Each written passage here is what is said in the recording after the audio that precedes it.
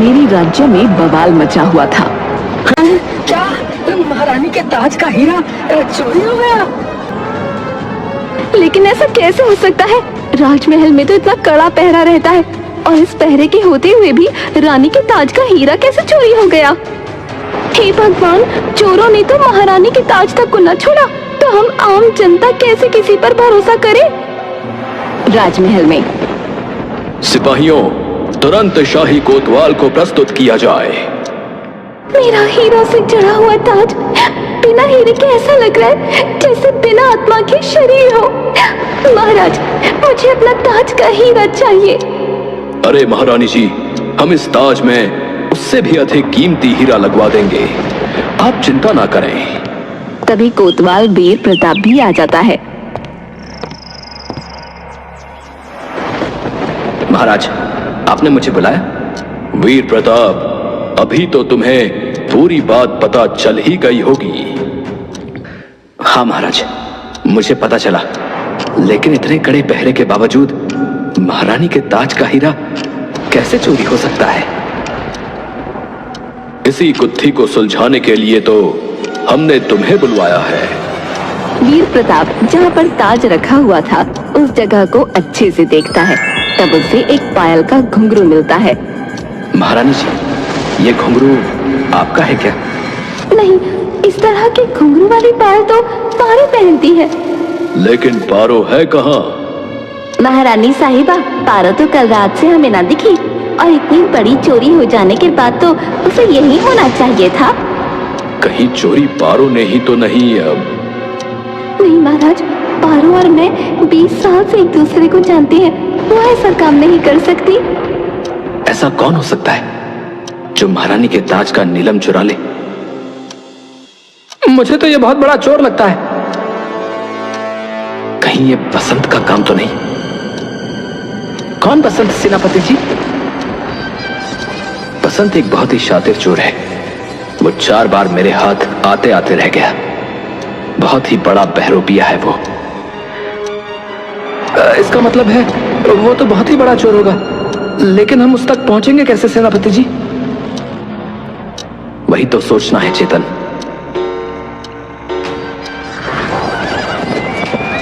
सभी सिपाही चोरी की तह तक पहुंचने में जुट जाते हैं।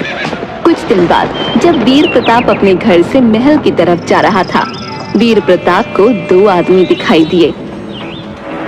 चोरी किसने की? मैंने की है। नहीं, मैंने की है, मैंने। वीर प्रताप जैसे ही उनके पीछे जाता है, वो तेजी से भागते हुए खंडहर में चले जाते हैं।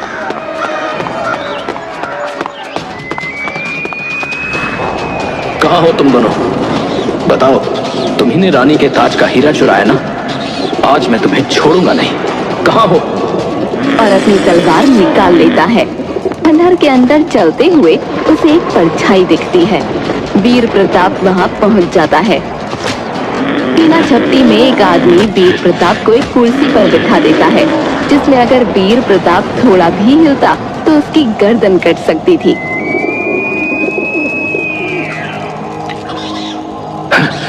कौन हो तुम? तुमने मुझे नहीं पहचाना। मैं तुम्हारा पुराना दोस्त बसंत, वीर प्रताप। क्या बसंत? अच्छा, तुम्ही ने रानी के ताज का हीरा चुराया है।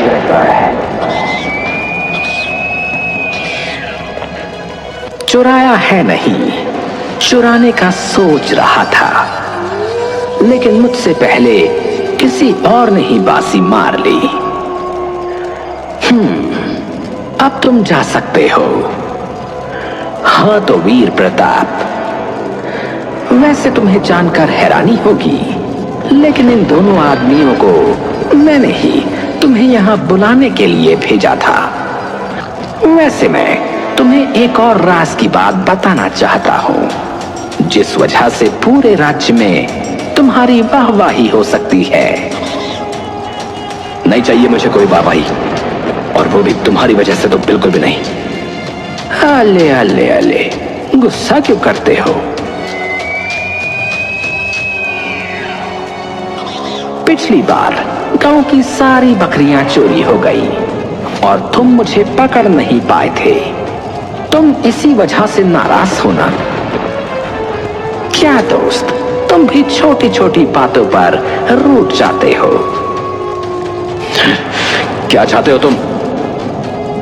तुम सदैव मुझे गलत समझते हो। मैं तुम्हारी सहायता करना चाहता हूं। सहायता? ये शब्द तो सुनकर ऐसा लग रहा है जैसे भेड़िया किसी मेमने को कह रहा हो कि डरो मत, मैं तुम्हें नहीं खाऊंगा। बड़े समझदार हो वीर प्रताप। खैर छोड़ो, काम की बात पर आता हूं। जिस दिन रानी के ताज का हीरा चोरी हुआ था, उस दिन एक दासी भी गायब हो गई थी। पारो नाम था उसका। लेकिन तुम्हें जानकर हैरानी होगी कि उसकी हत्या हो चुकी है। और मैं तुम्हें बता दूं कि हत्यारा एक पैर से लंगड़ा है और बाएं हाथ का खिलाड़ी है। ये देखो, ये चाकू और दुपट्टे का आधा टुकड़ा जिस पर रक्त से सनी हुई उंगलियों के निशान हैं, जिससे साबित होता है कि उसकी पहले चाकू मारकर और फिर उसका गला घोंटकर हत्या की गई है। दुपट्टे का आधा हिस्सा अभी भी उस दासी के गले में ही लिपटा हुआ होगा। तो अब वीर प्रताप, तुम्हें पता करना है कि वो हत्यारा कौन है। वैसे तो मैं ही पता कर लेता, लेकिन वो क्या है ना, मुझे बहुत सारे काम हैं। लेकिन ये सब तुम्हें कहां से मिला?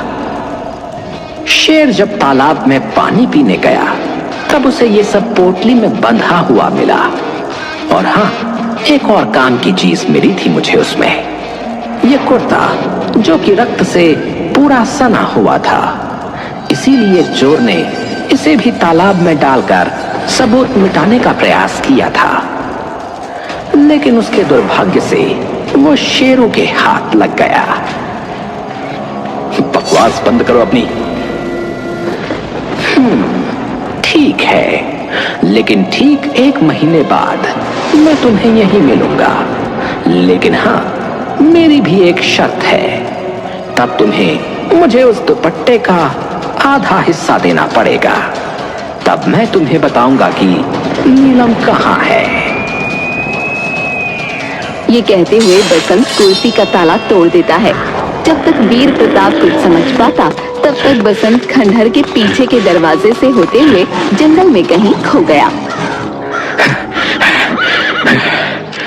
मैं तुझे नहीं छोड़ूंगा बसंत, तो इस बार मुझे चकमा नहीं दे सकता।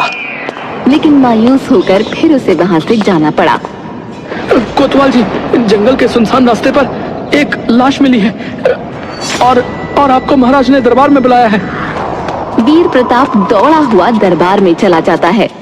पहले नीलम चोरी हो गया, उसके बाद मेरी खास दासी की मौत।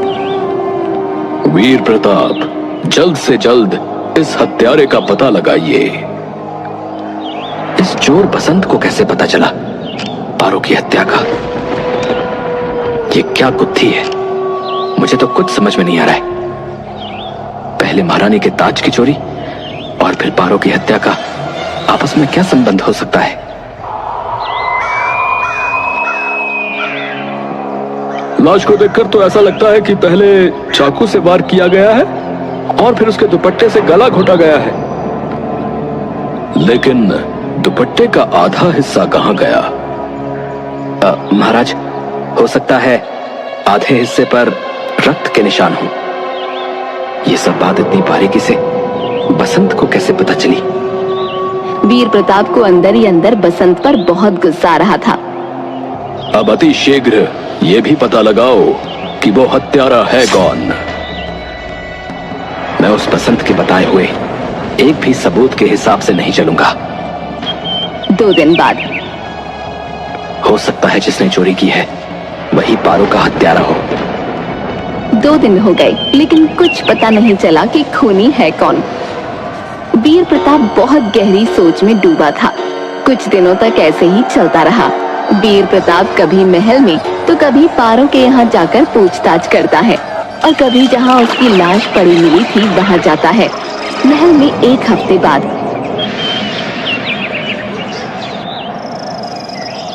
देखिए महारानी साहिबा, हमने आपका ताज फिर से बिल्कुल वैसा ही कर दिया है जैसे पहले था। अरे वाह महाराज, ये तो पहले से भी सुंदर लग रहा है। तभी वीर प्रताप वहाँ पहुँच जाता है। महाराज, मुझे पता चल गया है कि हत्यारा कौन है। कौन है वो हत्यारा? बताइए वीर प्रताप, कौन है कातिल? महाराज, यह आपका दास बिरजू। खून इसी ने ही किया है। सिपाहियों, पकड़ लो इसे। लेकिन महाराज, मैं पारो को क्यों मारूंगा? मुझे तो यहाँ आए हुए कुछ ही समय हुआ है महाराज। मैं तो ठीक से उन्हें पहचानता भी नहीं। फिर मेरी उनसे क्या दुश्मनी होगी भला? तुम्हारी दुश्मनी पारो से नहीं थी, पर तुमने महारानी के ताज का नीलम चुराया था, और जब पारो ने तुम्हें देख लिया तो तुमने उसका खून कर दिया। नहीं महाराज, ये झूठ है। जिस दिन महारानी के ताज का नीलम चोरी हुआ था महाराज, तब मैं 1 हफ्ते के लिए गांव गया हुआ था, और जब गांव से लौटा तो तब मुझे चोरी के बारे में पता चला महाराज। आप चाहे तो मेरे पूरे घर की तलाशी करवा सकते हैं महाराज। सिपाहियों, जाकर बिरजू के पूरे घर की तलाशी करो और इसका जो भी सामान है सब देखना। तब तक इसे किसी कारागार में बंद कर दिया जाए।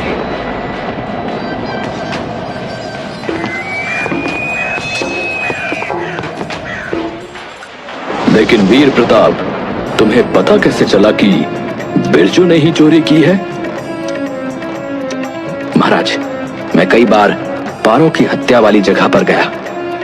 महारानी जी के कक्ष में भी छानबीन की। वहां मुझे पारो की पायल का घुंघरू और एक कान की मुर्की भी मिली थी, और इत्तेफाक से मुझे कुछ और सबूत भी मिले थे। जैसे ही कुर्ते को मैंने ध्यान से देखा, तब मुझे ये कुर्ता बिरजू के नाप का दिखा, और बिरजू लंगड़ा कर भी चलता है। वाह वाह, तुमने बड़ी चतुराई से पता लगा लिया कि हत्यारा कौन है। वो सब तो ठीक है, लेकिन अब मुझे कोई ये बताएगा कि मेरा हीरा कहाँ है? राजा और बाकी सब वीर प्रताप की तरफ आशा भरी नजरों से देखने लगे। महाराज, मुझे बस 1 दिन का समय दीजिए, मैं आपको नीलम भी ला दूंगा। बस मुझे पारो के दुपट्टे का वो आधा टुकड़ा चाहिए जो बिरजू ने हत्या करने के बाद जल्दी जल्दी काट कर छोड़ दिया था। थोड़ी देर बाद मैंने हत्यारे को तो ढूंढ लिया, पर नीलम का कहीं पता नहीं चल रहा है। इतने दिनों से मेरे सारे सिपाही उस नीलम को ढूंढने में लगे हुए हैं, लेकिन किसी को कुछ पता नहीं चला। अब महाराज से मैंने कह तो दिया है, परंतु मुझे लगता है कि मुझे फिर से उस बसंत की मदद लेनी पड़ेगी।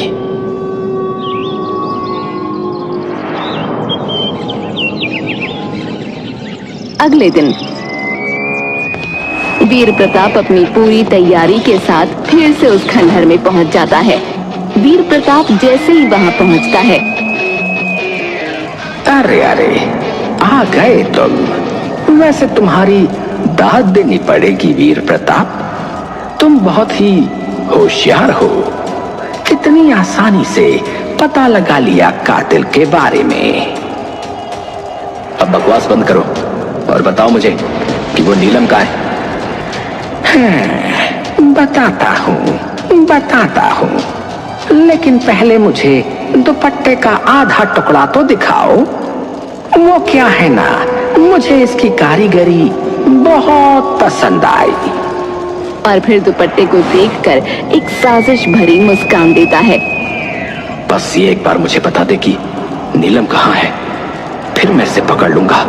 बसंत बहुत बारीकी से दुपट्टे को देख रहा था और फिर उसका फीता छोड़ने लगता है। कैसे वीर प्रताप, कैसे? तुम हो तो बहुत चालाक, लेकिन इतनी बेवकूफी भरी हरकत कैसे कर सकते हो? ये मुझे आज तक समझ नहीं आया। हर बार कोई ना कोई बेवकूफी कर ही जाते हो, और मुझसे एक कदम दूर रह जाते हो। और फिर दुपट्टे के अंदर से नीलम बाहर निकाल लेता है। वीर प्रताप हक्का बक्का रह जाता है। क्या तुमने एक बार भी नहीं सोचा कि पारो ने दुपट्टा क्यों नहीं छोड़ा?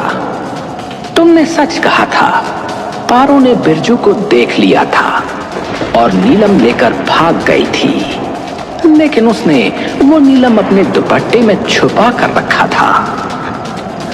और तुम्हें शायद पता नहीं, परंतु पारो महारानी साहिबा के कपड़े बनाया करती थी। उसके सिलाई के हुनर का तो कह नहीं सकते, परंतु अफसोस ये दुपट्टा तुम सबके पास इतने दिन तक रहा, लेकिन तुम में से किसी को भी पता तक नहीं चला। वीर प्रताप अपनी कमर में से तलवार निकालता है और बसंत को मारने के लिए आगे बढ़ता है। कोई फायदा नहीं वीर प्रताप, मैंने तुम्हारी तलवार बदल दी है। अब इससे मेरा कुछ नहीं हो सकता। वीर प्रताप किसी तरह अपने सिपाहियों को बुलाना चाहता था, लेकिन वो बेबस था। फिर भी वो नीलम को छुड़ाने की कोशिश करता है, पर नाकामयाब रहता है। तभी बसंत मौका देखकर वहाँ से भाग जाता है और वीर प्रताप भी उसकी तरफ भागता है, लेकिन वो फिर से चकमा देकर गायब हो जाता है। सिपाहियों, क्या तुमने किसी को बाहर जाते हुए देखा? नहीं, यहाँ से तो कोई बाहर नहीं गया। तभी हवा में उड़ता हुआ एक चाकू एक पेड़ पर जाकर लग जाता है, जिसके अंदर एक चिट्ठी थी। वीर प्रताप, अगर कोई कह दे कि तुम्हारी तलवार में धार नहीं, तो बिना उसका उपयोग करे किसी पर विश्वास मत करना। तुम्हारा दोस्त बसंत। फिर मिलेंगे। और हाँ, याद रखना, मैं बसंत हूँ। बसंत हवाओं को चकमा देने का हुनर रखता हूँ। तो तुम क्या चीज हो? अमीर भाई और गरीब भाई की कहानी।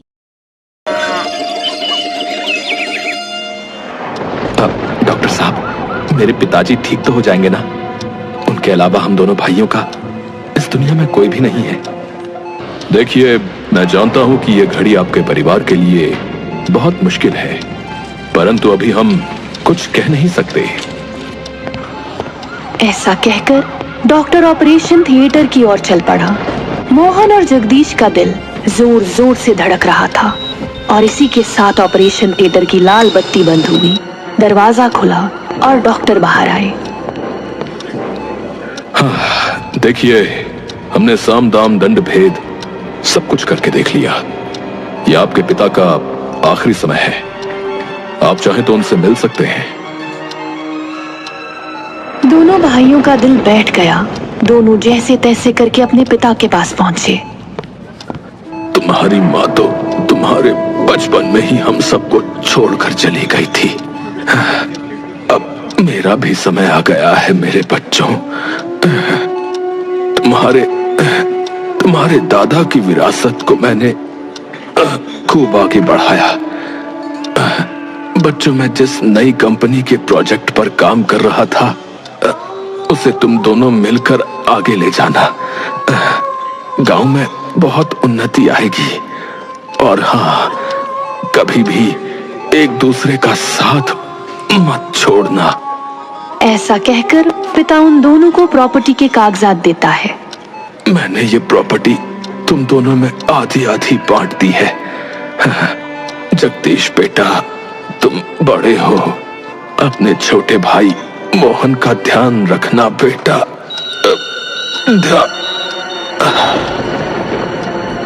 और ऐसा कहते ही पिता ने अपनी आखिरी सांसों के साथ आंखें बंद की। पिताजी, पिताजी, आप हमें छोड़कर चले गए। पिताजी! रो मत मेरे भाई, रो मत। आज से मैं ही तेरे पिता समान हूं। अपने छोटे भाई को संभालते हुए जगदीश अस्पताल की सारी फॉर्मेलिटी पूरी करता है। उसके बाद अपने पिता का अंतिम संस्कार। उस दिन के बाद से दोनों भाइयों का कोई सहारा नहीं था। अभी मोहन काफी छोटा था। इसलिए जगदीश ही उसकी देखभाल करता। पिता ने प्रॉपर्टी में दोनों भाइयों को कितना और क्या हिस्सा दिया था, ये उन्होंने अभी तक देखा भी नहीं था, क्योंकि दोनों भाई एक दूसरे से बहुत प्यार करते थे और उनके बीच प्रॉपर्टी का कोई लालच नहीं था। धीरे धीरे समय बीता। अब मोहन भी बड़ा हो रहा था और कुछ ही समय बाद जगदीश की भी शादी हो गई। जगदीश की पत्नी शारदा बहुत ही ज्यादा चालाक औरत थी। ये पैसा, ये दौलत, ये नाम और ये शोहरत, इतने अमीर घर में शादी हुई है मेरे तो भाग ही खुल गए। इतने में ही मोहन शारदा के पास आया। भाभी, खाना बन गया है क्या?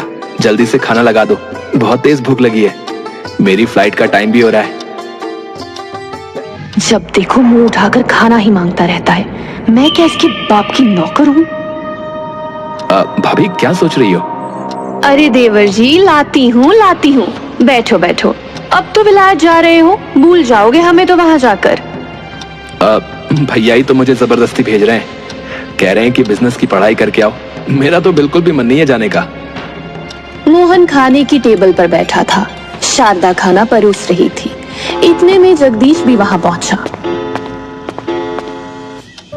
सारी तैयारी हो गई है मोहन? जी हाँ भैया, सब तैयारी कर ली है। अब मेरा तो बिल्कुल भी मन नहीं कर रहा है आपको और भाभी को छोड़कर यहाँ से जाने का। अरे तू ये कैसी बातें कर रहा है रे? तू पढ़ लिख लेगा अच्छे से तो बहुत अच्छा रहेगा। कल को तुझे ही तो वो कंपनी चलानी है। पिताजी का सपना मिलकर पूरा करना है, समझा? मोहन अपने भाई को गले लगाता है और कुछ ही देर बाद विलायत जाने के लिए रवाना हो जाता है। यहाँ दूसरी तरफ शारदा के मन में ढेर सारी बातें आने लगी। मोहन विलायत से पढ़कर आएगा तब उसके हाथ में कंपनी की बागडोर चली जाएगी। कुछ ही सालों बाद मोहन की शादी भी हो जाएगी, तो फिर उसकी पत्नी इन सब पर राज करेगी और मैं ऐसे ही उसके और उसकी पत्नी के लिए खाना बनाती रह जाऊंगी। मैं और मेरे बच्चे तो सिर्फ उस मोहन के पैरों की जूती बनकर रह जाएंगे। एक ये मेरा पति तो भाई के प्यार में अंधा हो चुका है, ऐसा मैं नहीं होने दूंगी। ऐसे ही दिन बीते। जगदीश रोजाना मोहन को फोन किया करता था, उसका हाल चाल पूछता था। कुछ समय बाद शारदा गर्भवती हो गई। अरे शारदा, आज तुमने मुझे बहुत ही बड़ी खुशखबरी सुनाई है। मैं अभी मोहन को फोन करके बताता हूँ कि वो चाचा बनने वाला है। देखना वो खुशी से पागल ही हो जाएगा। और कुछ समय बाद वैसे भी उसकी पढ़ाई पूरी हो जाएगी। रुक जाइए, हर वक्त सिर्फ मोहन मोहन करते रहते हैं। आपका कोई अपना परिवार है या नहीं? मैं आपकी पत्नी हूँ, कल को आप बाप बन जाओगे, उसकी जिम्मेदारी आपको है या नहीं है? या सिर्फ अपने भाई के पीछे पीछे घूमते रहोगे?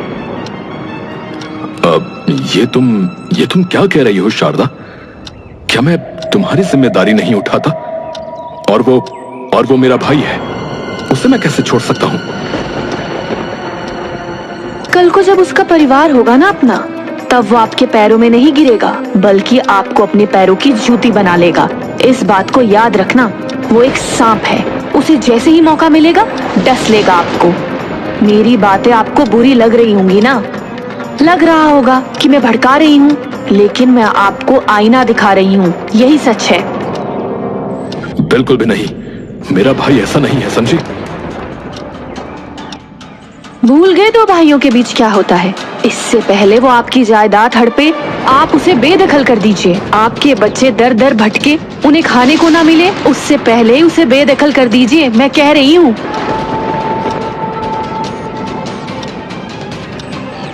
ऐसे ही रोज धीरे धीरे शारदा जगदीश के मन में मोहन के खिलाफ जहर बढ़ती थी और एक दिन वह कामयाब रही। जगदीश ने मोहन को फोन करना बंद कर दिया। उसके दिमाग पर शारदा की बातों का असर हो गया था। अब वह धीरे धीरे मोहन से नफरत करने लगा। कुछ सालों बाद मोहन अपने घर वापस लौट आया। भैया, भाभी, अरे कहाँ हो आप? मोहन ने देखा कि आंगन में एक बच्चा खेल रहा है। अरे ये बच्चा किसका है? भैया, भाभी, भाभी। आ गए प्यारे देवर जी, ये बच्चा आपके भैया का है। अरे मैं चाचा बन गया। अरे वाह, कितना प्यारा है, बिल्कुल अपने चाचा पर गया है। लेकिन भैया कहाँ है? मैं उनसे बहुत नाराज हूँ। इतनी बड़ी खुशखबरी और उन्होंने मुझे एक फोन तक नहीं किया। ये तो बहुत ही खुशी की बात है। इतने में जगदीश भी वहां पहुंचा। मोहन जगदीश को गले लगाने पहुंच ही रहा था कि इतने में जगदीश ने उसे रोक दिया।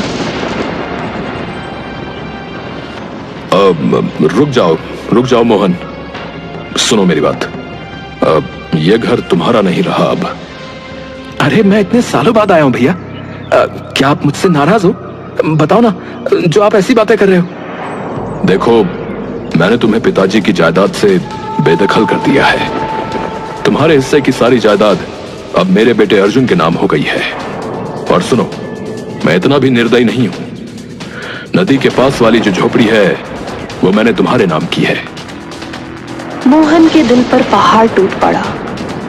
अरे पर मुझे कुछ समझ में नहीं आ रहा भैया, ये अचानक से आप क्या कह रहे हैं और ये सब कैसे, क्या हो गया है?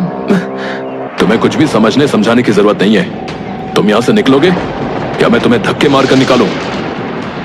मोहन अपना बैग उठाकर वहां से अपनी झोपड़ी की तरफ चला गया। नदी किनारे बैठकर वो बहुत देर तक सोचता रहा। अचानक से भैया को क्या हो गया? मेरे यहाँ आते ही जायदाद और पैसों की बातें करने लगे। और उनका बेटा अर्जुन, उन्होंने फोन करके मुझे अर्जुन के बारे में बताया भी नहीं। और अब तो उन्होंने मुझे घर से भी निकाल दिया। एक पल में ही मेरे साथ ये सब क्या हो गया? मैं तो बहुत खुश था कि इतने सालों बाद मैं वापस लौटा हूं। अपने परिवार के साथ मैं ढेर सारा समय बिताऊंगा। लेकिन यहां पहुंचकर तो पता चला कि मेरे परिवार ने मुझे अपनाने से ही इनकार कर दिया है। खैर, आज से यही झोपड़ी है मेरा घर। पर मैं इसमें रहूंगा कैसे? झोपड़ी में ना तो बिजली की सुविधा थी और ना ही खाना बनाने की। पानी के लिए बहती नदी के अलावा कोई और रास्ता नहीं था। अब मोहन गरीब भाई बन चुका था। जीवन गुजारने के लिए उसे कुछ ना कुछ तो करना ही था। वो अपने पिता के दोस्त मुंशी से जाकर मिलता है। मोहन बेटा, मुझे क्षमा करना, मैं तुम्हारी कोई सहायता नहीं कर सकता बेटा। तुम जानते ही हो कि मैं तुम्हारे भाई की ही कंपनी में कार्य करता हूँ। अगर उन्हें पता चला कि मैंने किसी भी तरह से तुम्हारी सहायता की है बेटा, तो वो मुझे निकाल देंगे। अब तुम तो जानते ही हो, मेरी बीवी बच्चे हैं। अगर मैं कमाऊंगा नहीं तो उनका क्या होगा बेटा? मैं समझ सकता हूँ काका। न जाने भैया को क्या हो गया है। मेरे पास थोड़े से भी पैसे नहीं है, वरना मैं शहर जाकर ही कुछ काम कर लेता। चलिए कोई नहीं मुंशी काका, नमस्कार, मैं चलता हूँ। मोहन निराश होकर वापस लौट आया। वापस शहर जाने के लिए भी पैसों की जरूरत थी, लेकिन मोहन की जेब बिल्कुल खाली थी। अब 3 दिन बीत चुके थे, लेकिन मोहन ने कुछ भी नहीं खाया था। उसकी जिंदगी बद से बदतर होती जा रही थी। वो मंदिर के बाहर बैठा था। तभी उसने देखा कि मंदिर के बाहर उसकी भाभी है, जो उसकी तरफ चलकर आ रही है। ये रहा मेरे पति का गरीब भाई, किसी भिखारी जैसी हालत बना रखी है अपनी। ये लो, जाकर 2 समोसे खरीद लेना अपने लिए। मोहन की हालत पर हंसते हुए शारदा वहां से चली गई। मोहन ने देखा कि शारदा उसके मुंह पर 10 रुपए का नोट फेंक कर गई है। मोहन के पास कोई रास्ता नहीं था। मोहन उन पैसों को उठा लेता है और जाकर समोसे खरीदकर खा लेता है। आज मुझे इस 10 रुपए की कीमत समझ में आई है। 3 दिन के बाद मैंने कुछ खाया है। मोहन की आंखें नम हो गईं। मैं तो विदेश गया था बिजनेस की पढ़ाई करने, लेकिन वो पढ़ाई मेरे किसी काम की नहीं। पिताजी ने जिस कंपनी का सपना सजाया था, लगता है मैं उसे पूरा करने में भागीदारी नहीं निभा पाऊंगा। लेकिन मोहन हार नहीं मानता। वो अपने हालातों की वजह से बहुत मजबूर था, लेकिन फिर भी वो अपने भाई की कंपनी में जाने का फैसला करता है। इस भिखारी को अंदर किसने आने दिया? जल्दी से इसे यहाँ से निकालो। लेकिन सर मेरी बात तो सुनिए। इस समय हमारी कंपनी बहुत घाटे में जा रही है और छोटे मालिक तो विदेश से पढ़ाई करके आए हैं। इन्हें सारे दांव पता है बिजनेस के बारे में। अगर ये हमारी कंपनी में आ गए तो हमारी कंपनी फिर से पहले की तरह खूब नाम कमाएगी। सुनो मेरी बात, सबसे पहले तो उसे छोटे मालिक बोलना बंद करो, समझे? वरना मैं तुम्हारी जबान खींच लूंगा। अगर हमारी कंपनी घाटे में जाती है तो जाने दो, मुझे उससे कोई फर्क नहीं पड़ता। भैया, आप मुझसे इतनी नफरत करते हैं कि पिताजी के सपने को डूबता हुआ छोड़ना चाहते हैं। मेरा यकीन कीजिए, मैं पूरी ईमानदारी से अपना काम करूंगा। चाहे मुझे थोड़े पैसे कम दे देना, कम से कम उन पैसों से मैं 2 वक्त का खाना तो खा पाऊंगा। ये सुनकर जगदीश का मन पिघल गया। वो मैनेजर को हाँ का इशारा करते हुए वहां से चला गया। मुबारक हो मोहन बाबू, कल से नौकरी पर आ जाना। मोहन बहुत खुश हुआ। अगले दिन वो बिल्कुल समय पर कंपनी पहुंच गया। वो पूरी लगन से काम करता है। वो जानता था कि एक कंपनी को आगे बढ़ाने के लिए किन किन बातों को ध्यान रखना जरूरी है। वो एक नेता की तरह कंपनी के मजदूरों को गाइड करता है और देखते ही देखते उनकी कंपनी पहले की तरह ट्रैक पर आने लगी। सर जी, आप मानो या ना मानो, मोहन साहब के आने के बाद से ही हमारी कंपनी पहले की तरह अस्तित्व में आई है। अगर वो ना होते तो आज तो हमारी कंपनी के बाहर ताले लटक रहे होते। तुमने सही कहा, मैं उसे इसी काबिल बनता देखना चाहता था। सब जानते थे कि जगदीश के मन में कहीं ना कहीं मोहन के लिए प्यार अब भी जिंदा है, लेकिन वो उसे कभी बाहर नहीं आने देता था। लेकिन इस बात से शारदा बहुत नाराज थी। वो जानबूझकर मोहन की तनख्वाह बहुत कम रखवाती थी। मैं इतने समय से कंपनी में काम कर रहा हूं। मेरी वजह से कंपनी ने बहुत कुछ हासिल किया, लेकिन वहां की तनख्वाह से मैं केवल 2 वक्त का खाना ही ठीक से खा पाता हूं। मेरी झोपड़ी में आज तक मैं पंखा भी नहीं लगा पाया। वहां पर मेरे साथ मजदूरों की तरह सलूक होता है, लेकिन कोई बात नहीं, मैं पिताजी के सपने को ऐसे नहीं गिरने दे सकता। उस दिन जब मोहन काम पर पहुंचा तो उसने देखा कि चारों तरफ भीड़ है और तभी जगदीश भागता हुआ आया और मोहन के गाल पर एक जोर का तमाचा लगाया। क्या बात है भैया? भाई मत बोल मुझे, भाई मत बोल मुझे। जिस थाली में खाते हो उसी में छेद करते हो।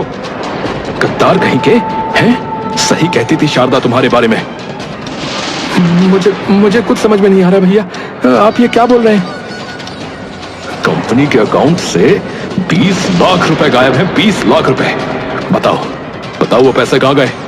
अय्याशी में तो उड़ा दिए होंगे तुमने, है ना? मैं बहुत गरीब हूं भैया। आप मेरी झोपड़ी में जाकर चेक कर लीजिए, उसमें आपको 1 रुपया भी नहीं मिलेगा। मैं नहीं जानता कि आप किसकी बातें कर रहे हो। अब आखिरी बार लॉकर की चाबी मैंने आपको ही दी थी मोहन साहब, उसके बाद से पैसे गायब हैं। भैया मुझे फंसाया जा रहा है, मैं सच कह रहा हूं, ये सब मैंने नहीं किया है। मैं कुछ भी दूध का दूध और पानी का पानी नहीं करना चाहता, समझे? वरना तुम और भी नीचे गिर जाओगे मेरी नजर में। मैं कहता हूं निकल जाओ, निकल जाओ ये गांव छोड़कर, हमेशा हमेशा के लिए चले जाओ यहां से। और आज से वो झोपड़ी भी तुम्हारे हाथ से गई। दफा हो जाओ यहां से। उसके बाद चौकीदार मोहन को धक्के मारकर वहां से निकाल देता है। मोहन के पास बिल्कुल भी पैसे नहीं थे कि वो शहर की बस पकड़कर शहर चला जाए। मेरे पास अब मर जाने के अलावा कोई और रास्ता नहीं है। मैं गरीब हूं, मेरी कौन सुनेगा? भाई ने मुझे गद्दार बोला। अपने ही पिता की कंपनी में चोरी का इल्जाम मुझ पर लगाया गया। अब मैं बिल्कुल जीना नहीं चाहता। वहां दूसरी तरफ ये सारा खेल शारदा के द्वारा रचा गया था। इसे कहते हैं सांप भी मर गया और लाठी भी नहीं टूटी। कल जब मेरे प्यारे देवर जी लॉकर में ताला लगाकर वापस आ रहे थे, मैंने बड़े ही प्यार से मूत्रा को उसकी गोदी में दे दिया और चाबी चुराकर लॉकर से 20 लाख रुपए गायब करे और दोबारा से चाबी देवर जी की जेब में डाल दी। दीवारों के भी कान होते हैं, मुझे ये सारी बातें यहाँ नहीं बोलनी चाहिए। रात काफी हो गई थी। शारदा जगदीश को खाने के लिए बुलाने गई। इतना जहर खिला दिया, क्या वो काफी नहीं है? ये कैसी बातें कर रहे हैं आप? क्या हो गया है आपको अचानक? क्या हो गया, क्या कह रही हो? तुमने ही लॉकर से 20 लाख रुपए चुराए हैं और इल्जाम मेरे भाई पर लगा दिया। कौन से पैसे? मैं नहीं जानती। आप किस बारे में बात कर रहे हो? झूठ मत बोलो, मैं बहुत अच्छे से जानता हूं, बता रहा हूं। मैंने सीसीटीवी में सब देख लिया था। तुम्हारी वजह से मैं हमेशा अपने भाई को गलत समझता रहा। मैंने उसे उसका हक भी नहीं दिया और आज तो उस पर इल्जाम भी लगाया, और वो भी सिर्फ तुम्हारी वजह से। अगर मेरे भाई ने कोई भी गलत कदम उठाया ना, तो उसकी जिम्मेदार सिर्फ तुम होगी, बता रहा हूं, सिर्फ तुम। और वैसे भी तुम्हें तो अब मैं तलाक ही देने वाला हूं। क्या? तलाक? मैं आपके पैर पड़ती हूँ, ऐसा मत कीजिए। मैंने बहुत बुरे कर्म किए हैं, मैं जानती हूँ, लेकिन हूँ तो मैं आपके बच्चों की ही मां ना। ऐसा मत कीजिए, चाहे तो मुझे सजा दे दीजिए, लेकिन तलाक नहीं। कितने में ही डॉक्टर का फोन आया। न जाने डॉक्टर ने ऐसा क्या कहा कि जगदीश भागता हुआ सीधे अस्पताल पहुंचा और शारदा भी उसके पीछे पीछे अपना बच्चा गोद में उठाए वहां चली गई। जगदीश देखता है कि उसका भाई अस्पताल में एडमिट है। देखिए, आपके भाई ने छत से कूदकर आत्महत्या करने का प्रयास किया है। वो तो भला हो कि आसपास के लोग सही समय पर वहां पहुंच गए और उन्हें यहां ले आए। एक काम करिए, आप जल्दी से फॉर्मेलिटी पूरी कर दीजिए। ऑपरेशन का समय निकला जा रहा है। खून बहुत बह चुका है, खून की भी आवश्यकता है। मैं दूंगा अपने भाई को खून, मैं दूंगा। और इसके बाद जब मोहन की आंखें खुली तो वो अपने बगल में जगदीश को देखता है। उसके हाथों में सुइयां लगी थी। वो समझ जाता है कि जगदीश का खून इसकी रगों में बह रहा है। जगदीश की आंखों में आंसू आ गए। मुझे माफ कर दे मेरे भाई, मुझे माफ कर दे। तेरी भाभी की वजह से मैंने तुझ पर बहुत शक किया रे।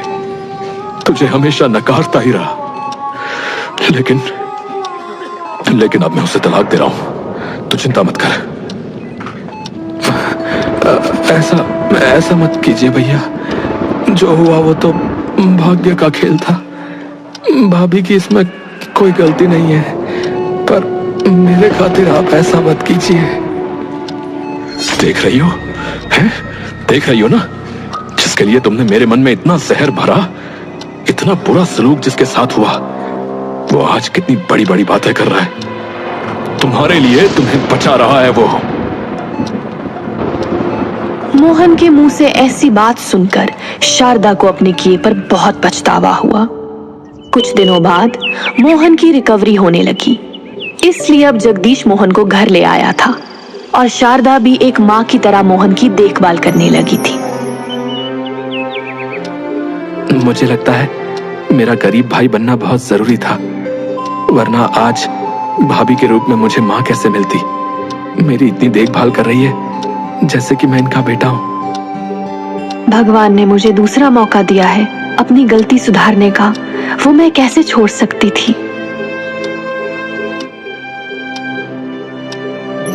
और अब एक बार फिर से मोहन और जगदीश के बीच का प्यार लौट आया। अब उनका हंसता खेलता परिवार खुशी खुशी जीवन जी रहा था। दोनों भाई मिलकर कंपनी का नाम खूब रोशन कर रहे थे और कोई भी अमीर या गरीब भाई नहीं रहा, बल्कि ये बंधन अब और भी ज्यादा गहरा हो गया था।